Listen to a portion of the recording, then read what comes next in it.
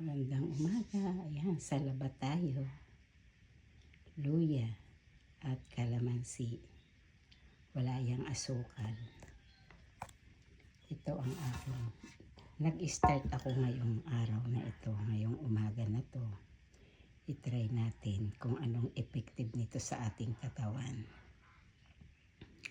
May dumaan lang sa aking wall. Sabi ay maganda ito. Sana nga maganda, luya at kalamansi at mainit na tubig.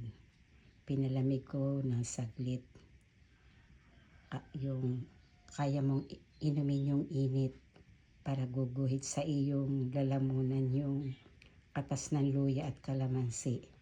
Ayan, at sa totoo lang ang sarap nga ng pakiramdam ko nung aking mainom ito. Ayan.